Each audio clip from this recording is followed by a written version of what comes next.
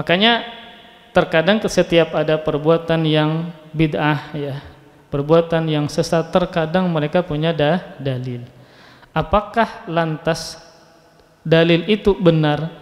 Kemudian bagaimana sisi pendalilannya? Nah, ternyata tidaklah benar ya.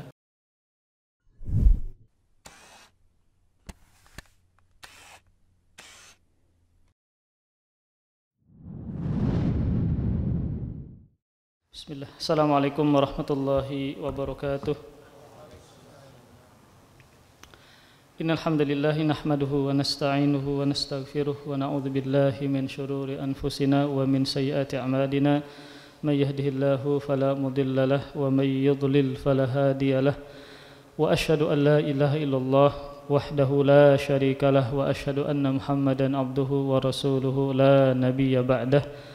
قال الله تعالى في القرآن الكريم يا أيها الذين آمنوا اتقوا الله حق تقاته ولا تموتن إلا وأنتم مسلمون يا أيها الناس اتقوا ربكم الذي خلقكم من نفس واحدة وخلق منها زوجها وبث منهما رجالا كثيرا ونساء واتقوا الله الذي تساءلون به والأرحام إن الله كان عليكم رقيبا يا أيها الذين آمنوا اتقوا الله وقولوا قولا سديدا يصلح لكم أعمالكم ويغفر لكم ذنوبكم ومن يطع الله ورسوله فقد فاز فوزا عظيما أما بعد فإن أصدق الحديث كتاب الله وخير الهدي هدي محمد صلى الله عليه وآله وسلم وشر الأمور محدثاتها فإن كل محدثة بدعة وكل بدعة ضلالة وكل ضلالة في النار. Alhamdulillah, kita bersyukur kepada Allah Subhanahu wa taala pada malam hari ini, malam Senin. Allah Subhanahu wa taala masih memudahkan kita berkumpul di sini dalam rangka sebuah tujuan, yaitu melaksanakan ibadah-ibadah yang Allah perintahkan kepada kita. Semoga ibadah tersebut diterima Allah Subhanahu wa taala dan menjadi pemberat timbangan kelak pada hari kiamat. Kemudian salawat serta salam semoga selalu tercurahkan kepada Nabi kita Muhammad sallallahu alaihi wasallam dan kepada para keluarga beliau, para sahabat dan orang-orang yang senantiasa meniti ajaran beliau sampai hari kiamat kelak. Amin ya rabbal alamin. Kita memasuki bab yang baru ya, bab yang ke-23 yang berjudul Maja'a anna ba'dha hadhil ummah ya'budul awthan. Bab tentang penjelasan ya, bahwa sebagian umat ini, maksudnya adalah umat Rasulullah sallallahu alaihi wasallam, ada yang menyembah berhala.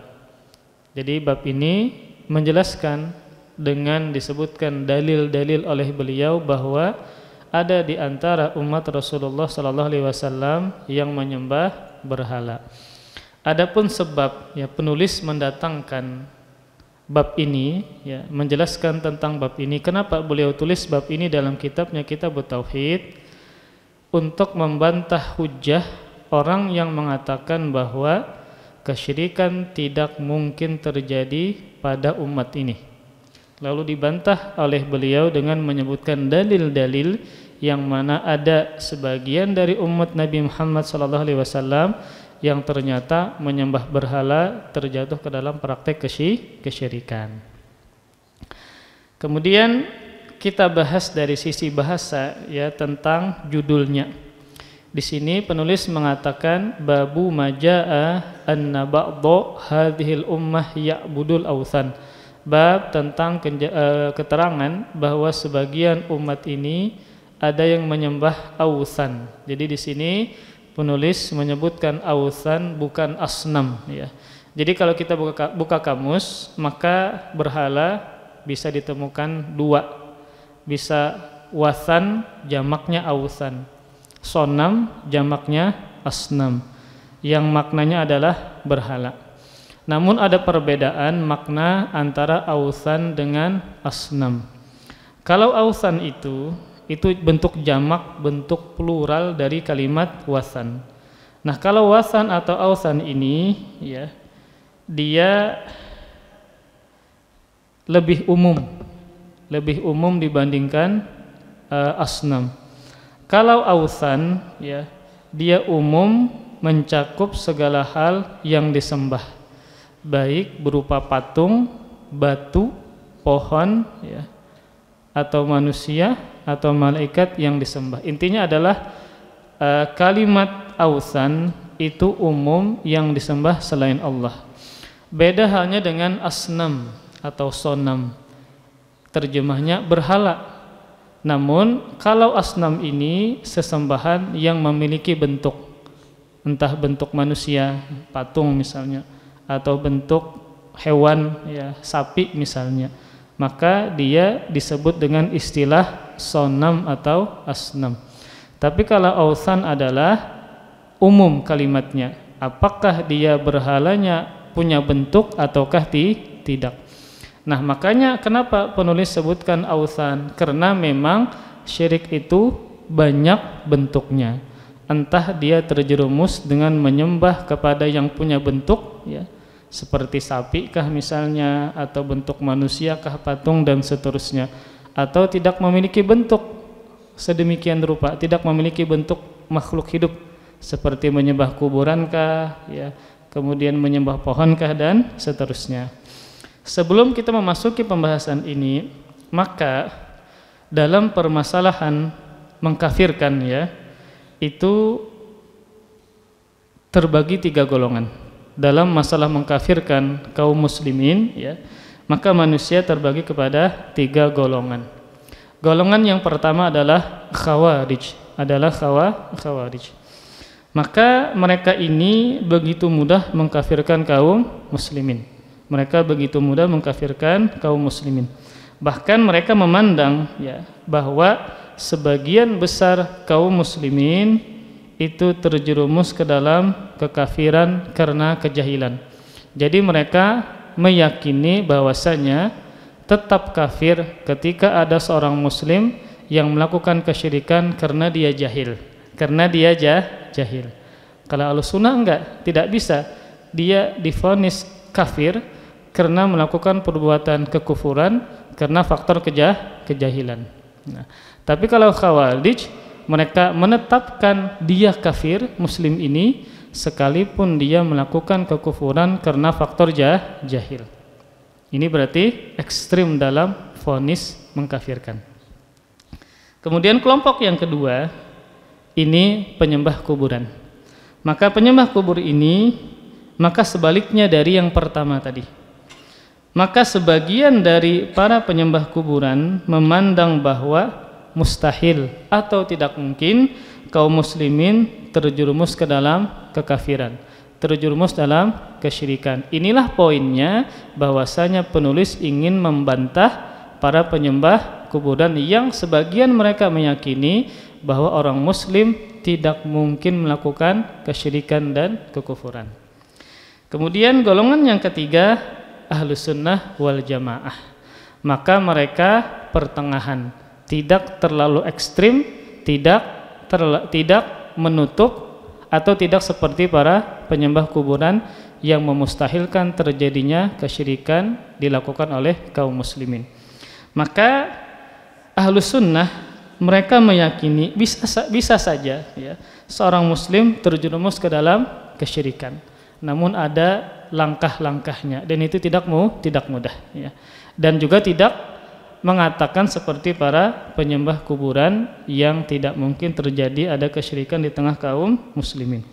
Maka Ahlussunnah ini mereka mengkafirkan yang berhak untuk dikafirkan, dan mereka tidak mengkafirkan yang tidak berhak untuk dikafirkan. Maka tentu ini ada kaidah-kaidahnya yang panjang berkaitan dengan vonis dia kafir ketika melakukan kekufuran. Maka di antara kaidahnya adalah dalam masalah ini mengkafirkan ini, maka ada 2 hal ketika dia divonis jadi orang kafir. Jadi seperti ini ya, kita harus bisa membedakan antara seseorang melakukan kekufuran kemudian dia divonis orang kafir atau tidak. Karena tidak mesti orang yang melakukan kekufuran maka dikatakan orang kafir, maka tidak boleh. Jadi kita harus bisa membedakan, ada istilah takfir mutlak, ada takfir muayyan. Takfir mutlak itu adalah ketika kita mengatakan perbuatan ini perbuatan kufur, tapi kita tidak lantas mengatakan orang yang melakukannya orang kafir.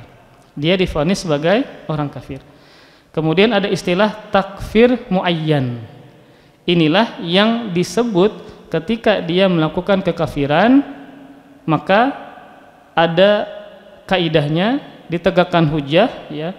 Kemudian dengan menghilangkan syubhat-syubhat, dia lakukan tetap demikian, maka bisa dia divonis sebagai orang kafir. Jadi tidak lantas orang yang melakukan kesyirikan dikatakan orang musyrik. Tidak lantas orang yang melakukan kekufuran dia dikatakan sebagai orang kafir. Maka setidaknya kita iqamatul hujjah dulu, menegakkan hujjah. Kita tanya dulu, siapa tahu dia melakukan demikian karena ikut-ikutan, atau ada syubhat yang diambil dari gurunya kah, ustadznya kah, dan seterusnya, ya. Maka yang pertama adalah iqamatul hujjah, menegakkan hujjah. Yang kedua adalah izalatus syubhat, menghilangkan syubhat. Bisa jadi orang yang melakukan kesyirikan tadi karena ada syubhat yang dia dapatkan entah dari keluarganya, dari gurunya, sehingga sangat melekat dan dia melakukan kekufuran tadi. Maka berkaitan dengan vonis kafir itu tidaklah mudah. Maka tidaklah orang yang melakukan kesyirikan dia dikatakan orang musyrik. Ada langkah-langkahnya, ada kaidah-kaidahnya, sehingga kita tidak boleh bermudah-mudahan. Dan juga tidak lantas orang yang melakukan kekufuran dia divonis sebagai orang kafir, tidak boleh.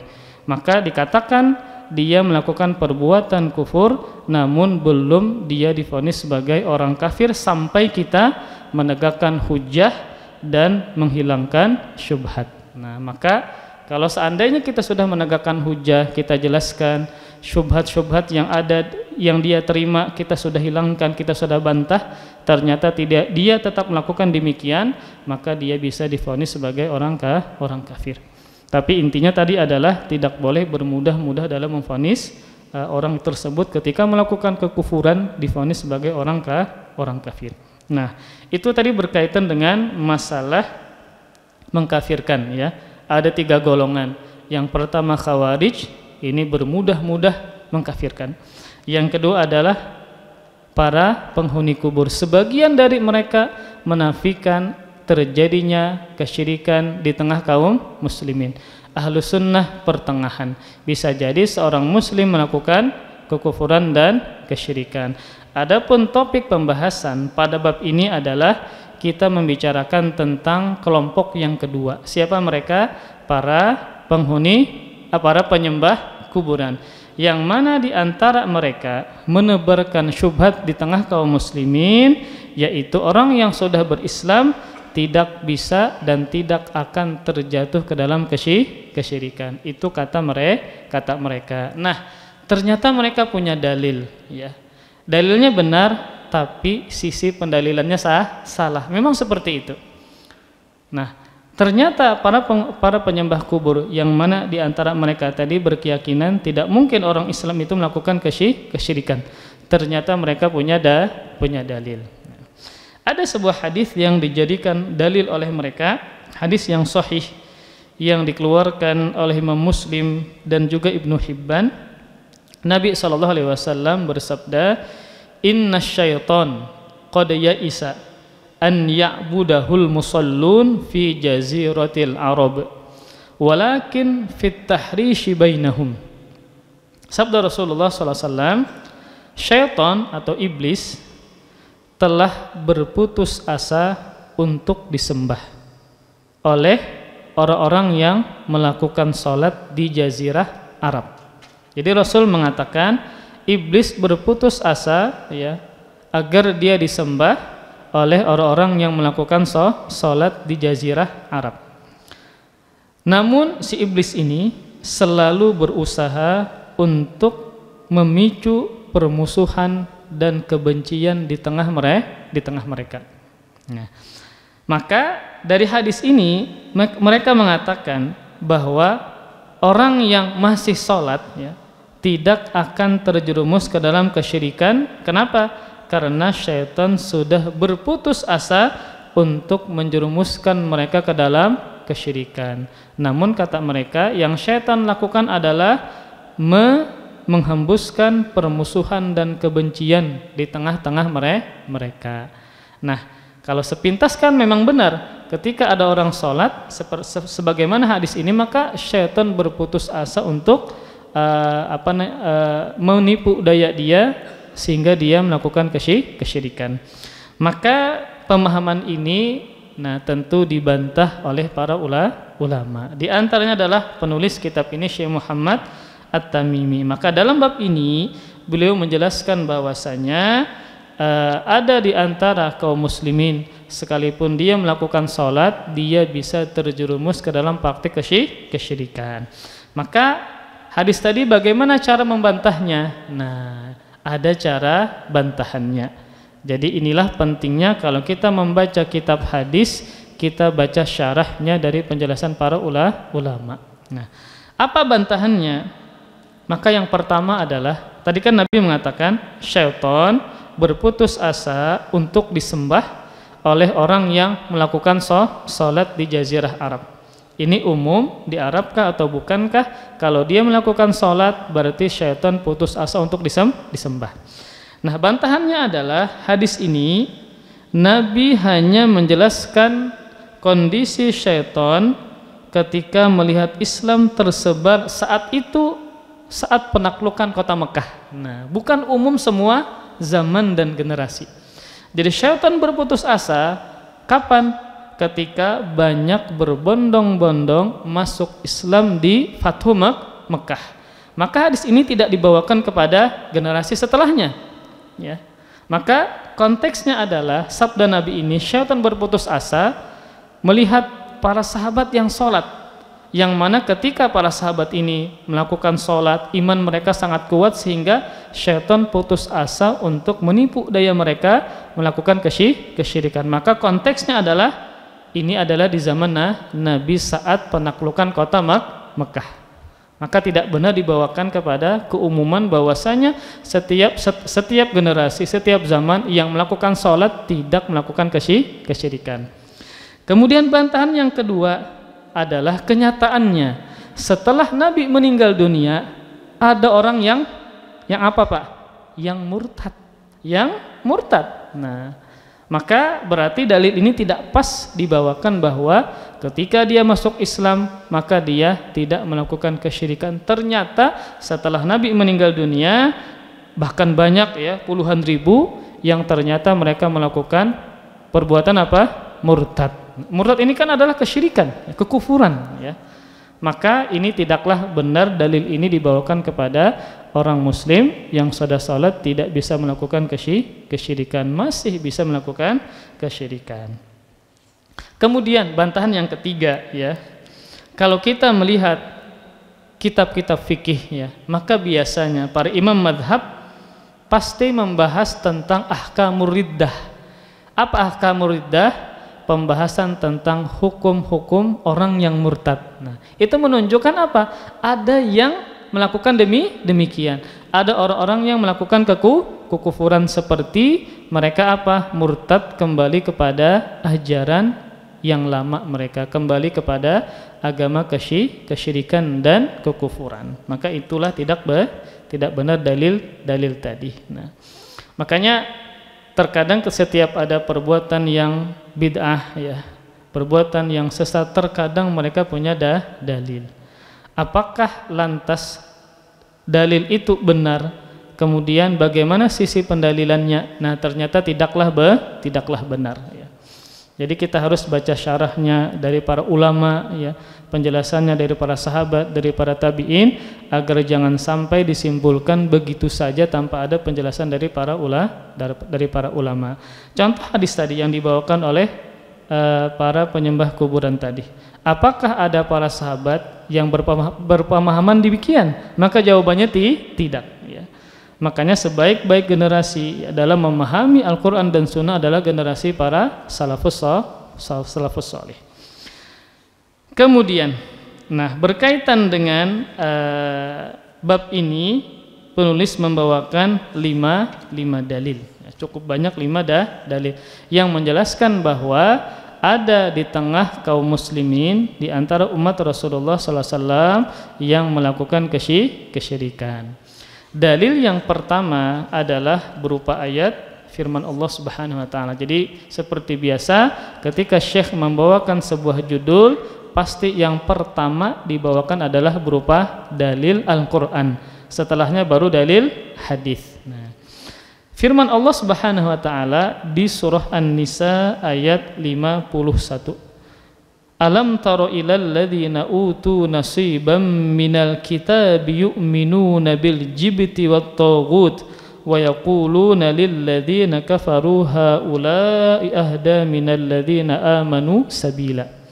Artinya, apakah engkau tidak memperhatikan orang-orang yang diberikan sebagian dari Alkitab? Alkitab maksudnya adalah Taurat dan Injil. Mereka percaya kepada al-jibti dan taghut. Maksudnya adalah jibtun itu umum bagi setiap berhalakah, sihirkah, dukunkah, ya. Jadi mereka percaya kepada jibtun, ya, sihir, dukun, dan taghut. Taghut itu iblis, syaitan, ya. Dan mengatakan kepada orang-orang kafir musyrikin Mekah bahwa mereka itu lebih benar jalannya dari orang-orang yang beriman.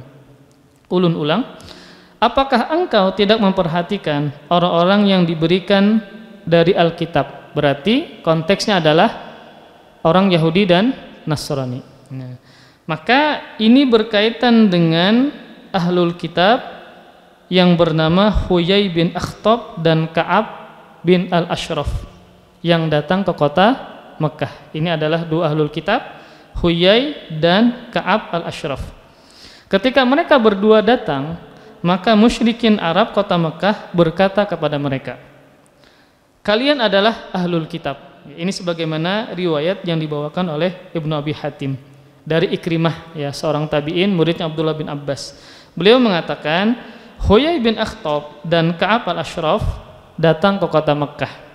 Maka orang-orang kota Mekah berkata kepada mereka berdua ini, kalian adalah ahlul kitab, kalian punya ilmu, maka kabarkan kepada kami tentang kami dan Muhammad. Jadi orang musyrikin bertanya kepada dua ahlul kitab ini tentang kami dan Muhammad. Maka keduanya bertanya, ahlul kitab ini bertanya, ada apa kalian dengan Muhammad? Mereka menjawab, kami biasa menyambung silaturahmi, menyembelih unta yang gemuk, ya, memberi makan minum air yang dicampur dengan susu, membebaskan tawanan, dan memberi minum jamaah haji. Sedangkan Muhammad adalah orang yang terputus. Dia memutus ikatan kekeluargaan dengan kami. Pengikutnya adalah para pembegal jamaah haji dari Bani Ghifar. Kami yang lebih baik ataukah Muhammad? Nah, maka dua ahlu kitab ini mengatakan kalian lebih baik dan lebih benar jalannya. Lalu Allah menurunkan ayat ini. Apakah engkau tidak memperhatikan orang-orang yang diberikan bagian dari ahlul kitab? Siapa? Huyai dan Ka'ab tadi. Mereka yang mana keduanya ini percaya kepada jibti, sihir, dukun, dan percaya kepada taghut, syaitan, iblis, dan seterusnya. Dan mengatakan kepada orang-orang kafir musyrikin Arab bahwa mereka musyrikin Arab lebih benar jalannya dari orang-orang yang beriman termasuk Nabi Muhammad. Jadi mereka bandingkan, ya, diri mereka dengan Nabi Muhammad dengan cara yang tidak benar. Dikatakan oleh mereka Muhammad itu seperti ini, terputus, memutus tali silaturahmi, ya, pengikutnya adalah para pembegal jamaah haji. Kata orang musyrikin Arab, minta pendapat kepada dua ahlul kitab, sehingga dua ahlul kitab ini mengatakan kalian lebih baik dan lebih benar jalannya. Barulah Allah menurunkan ayat ini. Nah, ini kan dalil. Sisi pendalilannya apa? Syekh membawakan dalil ini bahwa ada di antara umat Nabi Muhammad yang melakukan kesyirikan. Maka sisi pendalilannya adalah bahwa di antara ciri khas Yahudi adalah mereka beriman kepada al-jibti. Apa itu? Sihir, dukun, peramal dan seterusnya. Dan juga beriman kepada taghut, syaitan, iblis dan seterusnya. Nah, ketika mereka ini beriman ya kepada sihir, mempelajarinya ya, kemudian juga menyembah syaitan, iblis, maka pasti ada orang Islam yang mengikuti jalan mereka. Maka ada orang muslim yang belajar sihir, yang percaya kepada syaitan ya, dan seterusnya. Dan ini juga peringatan ya kepada kaum muslimin agar mereka berhati-hati. Maka kan ahlul kitab diberikan ilmu berupa kitab Taurat dan Injil.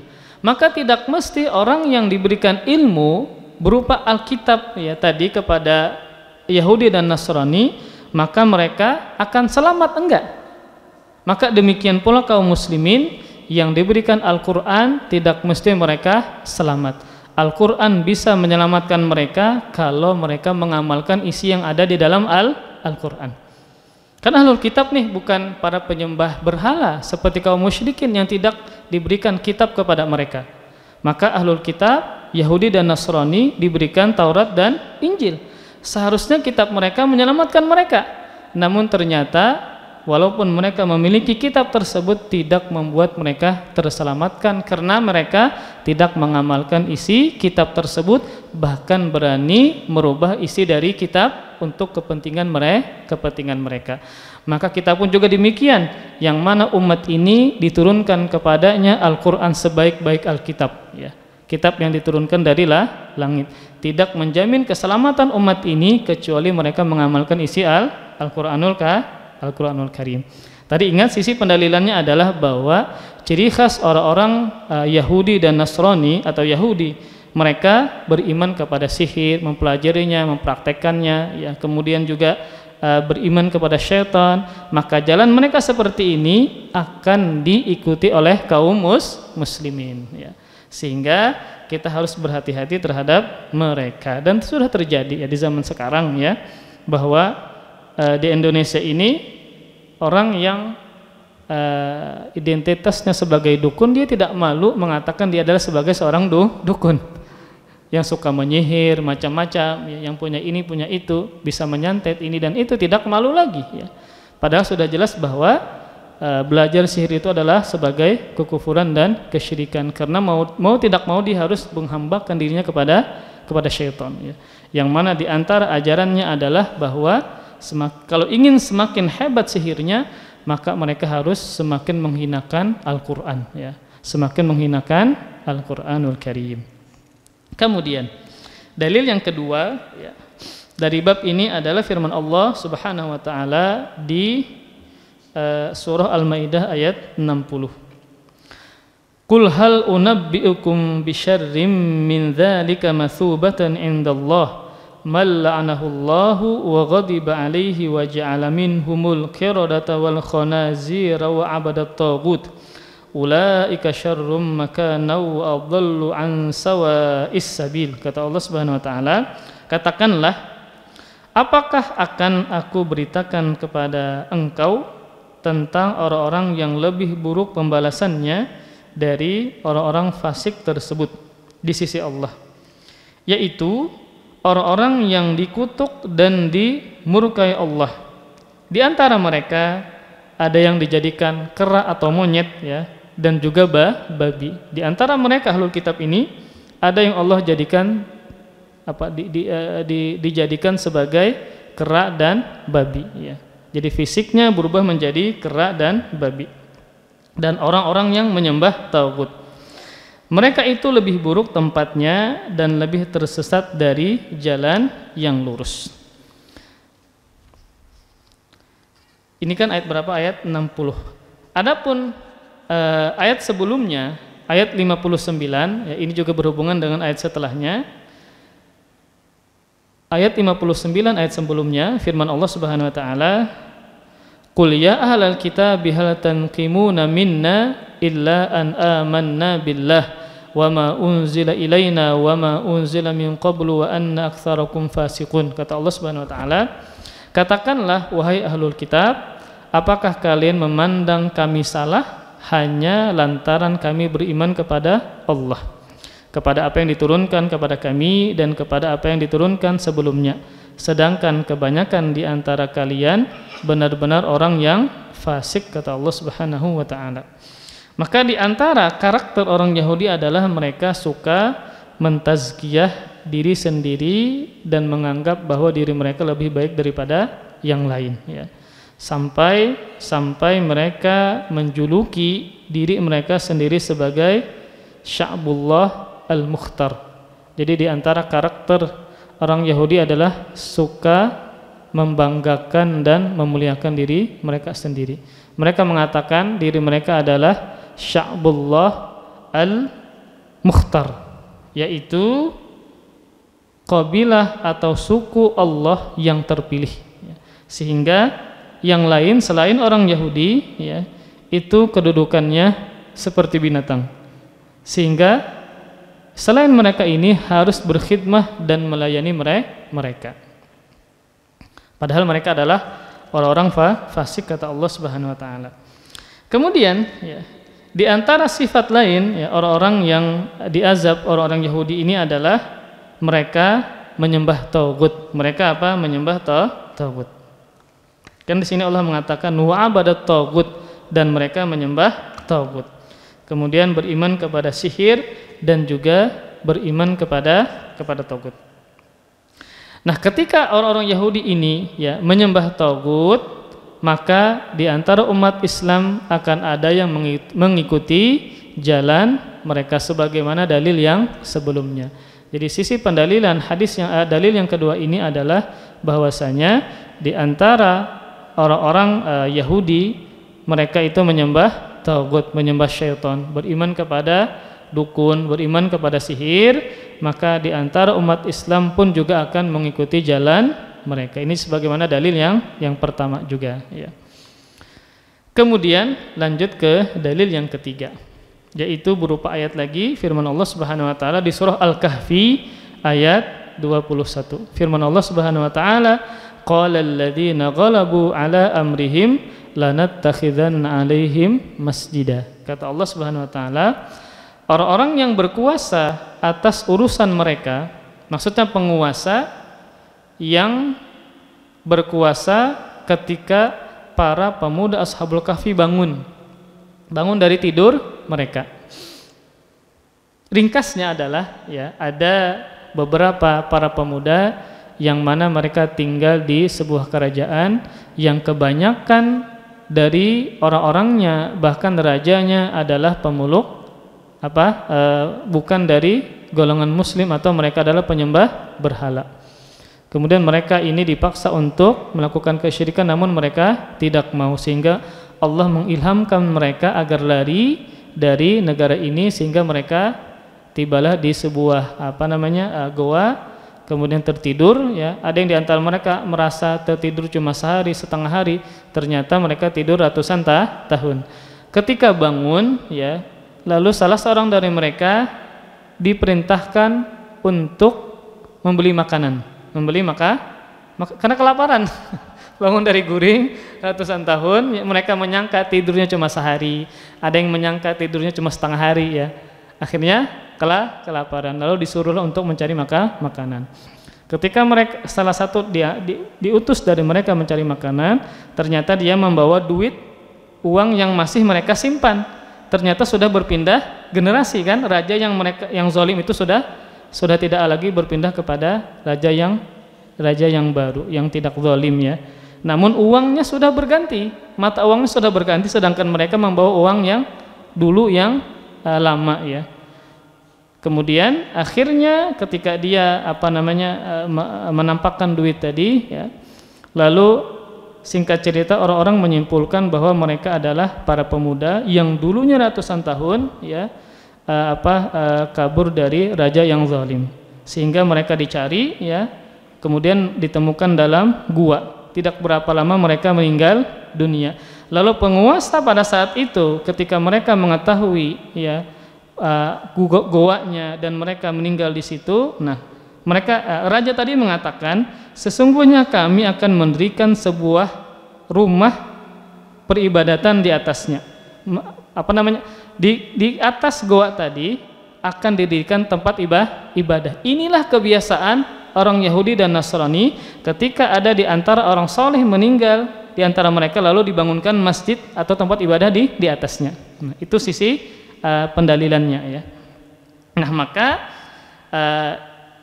dalil yang ketiga ini ya tadi berkaitan dengan Ashabul Kahfi. Nah, yang ceritanya ulun-ulang kembali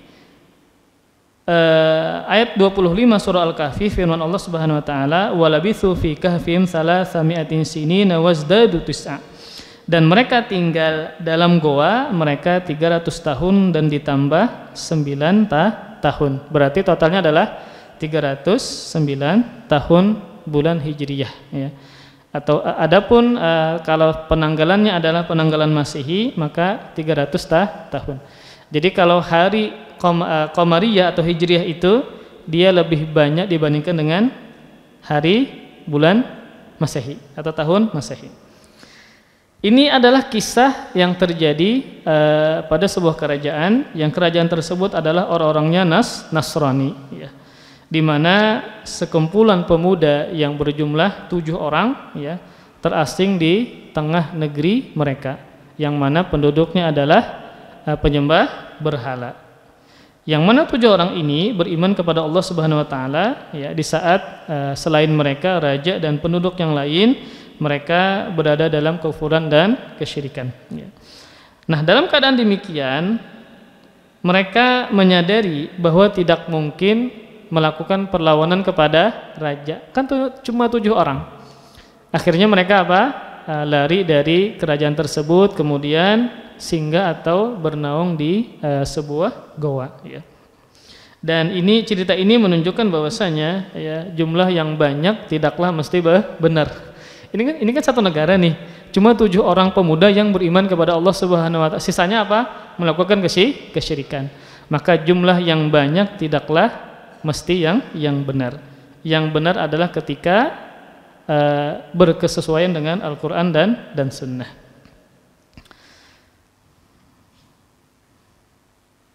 Nah, jadi singkat cerita lagi ya, ketika tadi seorang keluar untuk membeli makanan tadi dengan membawa duit yang dulunya di masa mereka digunakan ternyata sudah berbeda pada zaman tersebut, sehingga penduduk menyadari bahwa inilah pemuda-pemuda yang diceritakan yang tidak ditemukan kuburan mereka. Nah, akhirnya orang-orang menyimpulkan mereka adalah para pemuda yang dulunya lari dari penguasa yang zalim. Maka si orang ini yang membeli makanan tadi dia kembali ke goa dan orang-orang mulai mencari para pemuda ini ya. Sehingga Allah Subhanahu wa taala berfirman ya dalam surah Al-Kahfi ayat 21 ini, wa kadzalika atharna 'alaihim liya'lamu anna wa'dallah haqqun wa anna as-sa'ata la raiba fiha idza tanazza'una bainahum amrahum faqalu bunu 'alaihim bunyana rabbuhum a'lamu bihim. Kata Allah Subhanahu wa taala, dan demikian kami mempertemukan manusia dengan mereka Ashabul Kahfi, agar manusia tersebut mengetahuinya bahwa janji Allah itu benar dan bahwa kedatangan hari kiamat tidak ada keraguan padanya. Jadi kekuasaan Allah mampu untuk menidurkan hamba-hambanya 300-an tahun yang asalnya tidur kemudian bangkit. Maka juga demikian perkara hari kiamat pasti akan terjadi. Ketika orang-orang itu berselisih tentang urusan mereka, orang-orang tersebut mengatakan, dirikan sebuah bangunan di atas gua mereka. Tuhan mereka lebih mengetahui tentang mereka. Jadi intinya adalah bahwa di sini ketika orang-orang pada zaman tersebut mengetahui keberadaan Ashabul Kahfi, lantas mereka apa? Membangun tempat ibadah di atas gua tersebut. Nah, ini adalah kebiasaan orang-orang musyrikin dari Yahudi dan Nasrani. Ketika ada yang meninggal di antara mereka, nabi ke orang solehkah, maka dibangunlah tempat ibadah di atas kuburan mereka. Dan inilah kebiasaan orang Nasrani ya. Orang Nasrani dulu apabila menemukan tempat meninggalnya orang soleh di antara mereka, maka mereka membangunkan kuburan, maka mereka akan membangunkan tempat ibadah di atas kuburan tersebut. Dan ini terjadi ya. Ini faktanya yang ditemukan oleh sahabat yang berhijrah ke kota Habasyah. Kan hijrah yang pertama ya, sebagian dari sahabat itu Nabi perintahkan berhijrah ke negeri Habasyah ya, yang mana rajanya Nasrani dan penduduknya adalah orang-orang Nasrani. Nah, maka Ummu Habibah dan Ummu Salamah yang ikut dalam hijrah tadi ke kota Habasyah tadi menceritakan tentang gereja, tempat ibadah mereka yang mereka lihat di negeri Habasyah. Ternyata di dalamnya terdapat gambar-gambar dan patung-patung. Mereka mengatakan dan menceritakan kepada Nabi SAW, maka Nabi bersabda, inna ulaika idza kana fihim ar-rajulus shalih famata banau ala qabrihi masjida wa sawwaru fihi tilkas suwar fa ulaika syirarul khalq indallah yaumal qiyamah. Jadi kan Ummu Salamah dan Ummu Habibah yang ikut berhijrah ke Habasyah menceritakan kondisi Habasyah yang mereka lihat ketika mereka melihat gereja, ternyata di dalamnya ada patung-patung dan gambar-gambar. Maka Rasulullah mengatakan sesungguhnya mereka tersebut apabila di antara mereka terdapat orang yang soleh yang meninggal dunia, maka mereka pun membangun di atas kuburannya masjid atau tempat ibadah, dan mereka memasang di dalamnya gambar-gambar untuk mengenang orang-orang soleh tersebut. Mereka itu adalah makhluk yang paling buruk di sisi Allah pada hari kiamat kelak. Jadi sisi pendalilannya adalah ayat ini mengatakan kebiasaan orang Nasrani adalah mereka membangun tempat ibadah di atas kuburan orang soleh. Inilah nanti yang diikuti oleh kaum muslimin. Dalil yang ketiga tentang bab ini, bab yang menjelaskan bahwa di antara umat ini ada yang melakukan kesyirikan adalah firman Allah Subhanahu wa taala surah Al-Kahfi ayat 21. Qala alladziina qalabu ala amrihim lanattakhidanna 'alaihim masjida. Orang-orang yang berkuasa atas urusan mereka ya, para Ashabul Kahfi ini, yang mana mereka dicari ya pada suatu zaman yang sudah berubah, yang rajanya tidak zalim lagi. Tapi ketika menemukan mereka, kemudian mereka meninggal dunia, lalu dibangunlah di atas kuburan mereka di dalam goa tadi tempat ibadah. Jadi memang sejak dulu orang Nasrani ini kalau ada orang soleh yang meninggal di antara mereka atau nabi di antara mereka meninggal, maka dibangunlah masjid atau tempat ibadah di area atau di atas kuburan tersebut ya.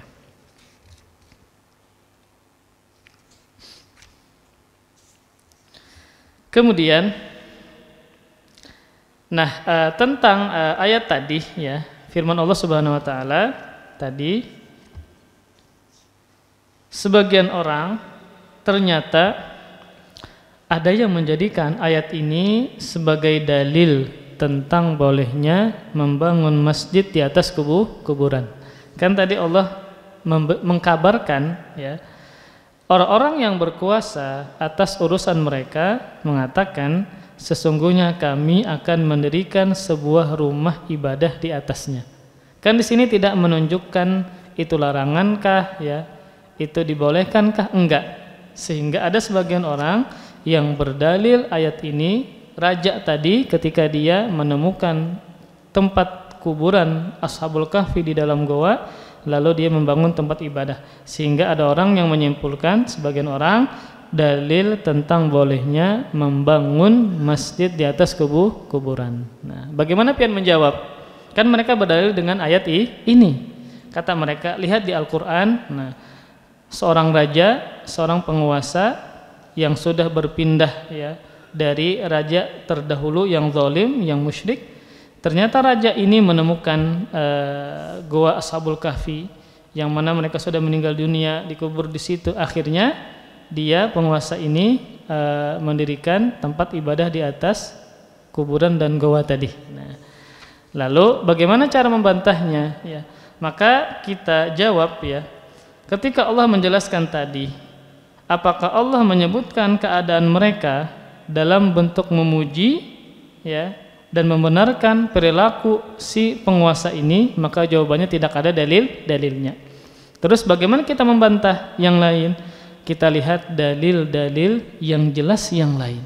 Dalam hadis Nabi mengatakan, la'anallahu al-yahuda wan nasara ittakhadhu qubur anbiya'ihim masajida.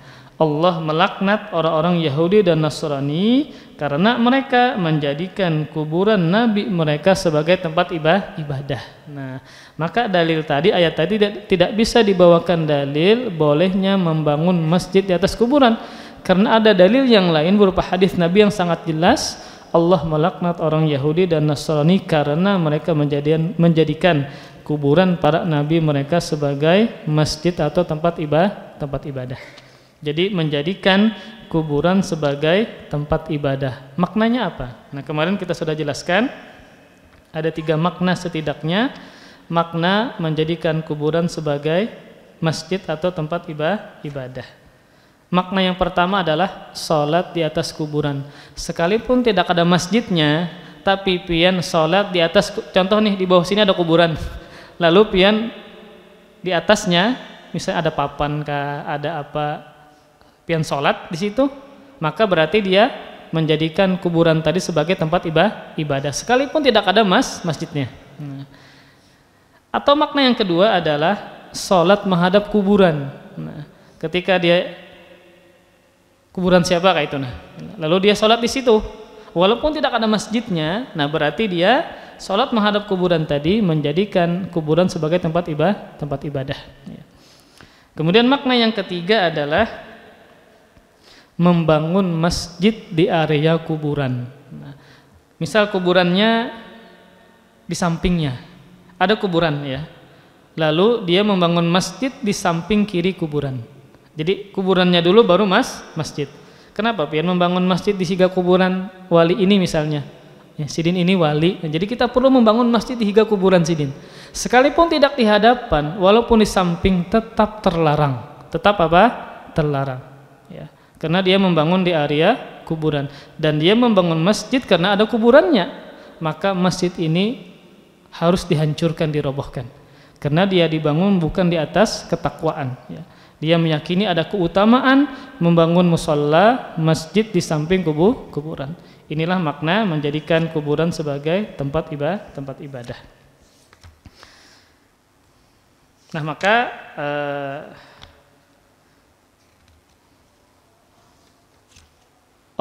kaum muslimin ya berkaitan dengan penguasa Ashabul Kahfi tadi ya, maka di antara kaum muslimin ada yang meniru mereka, menjadikan kuburan sebagai tempat ibadah, sholat di situ ya, kemudian berzikir di situ ya, begandangan di situ, meyakini ada keutamaan beribadah di sisi kuburan ya.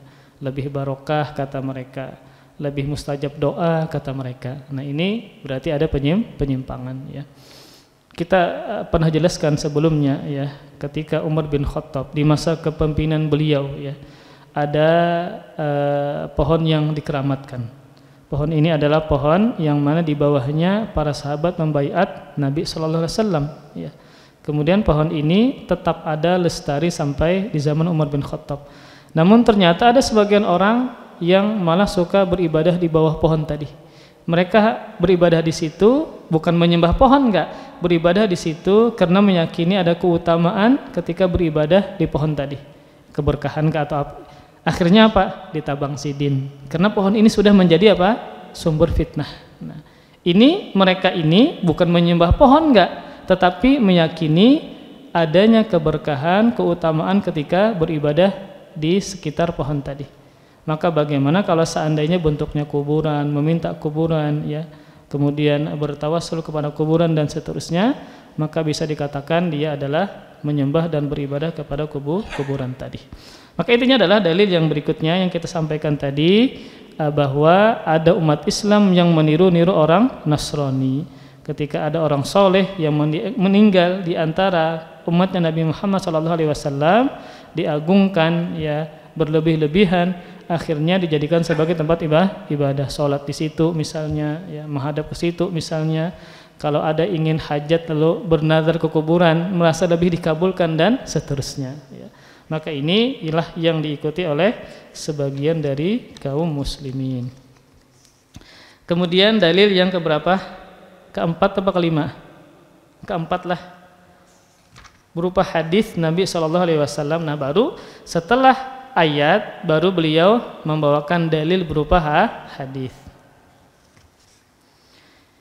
yaitu hadis dari sahabat Abu Sa'id Al-Khudri. Rasulullah sallallahu alaihi wasallam pernah bersabda, hadis yang sahih yang dikeluarkan oleh Al-Bukhari dan Muslim, la tattabi'unna sanana man kana qablakum hadzwal qudzah bil qudzah hatta law dakhalu juhra dabbin la dakhaltumuhu qalu ya Rasulullah al-yahudu wan nasara qala faman.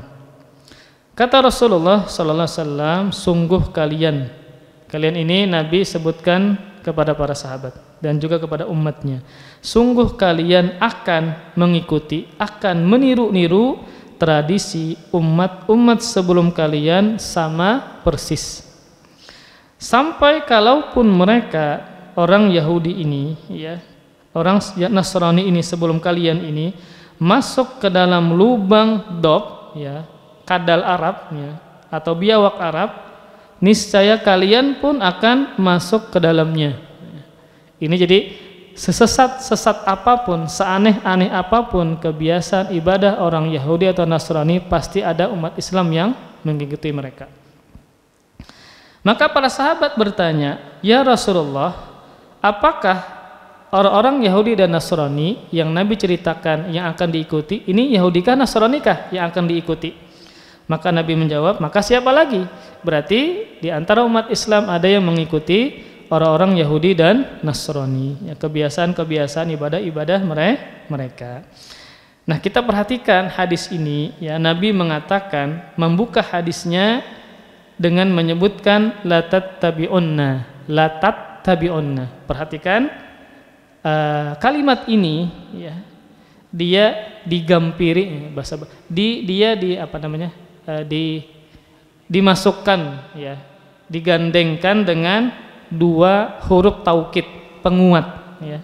Lam huruf taukid, la tattabi'unna, nun taukid, nun tasydid itu nun taukid.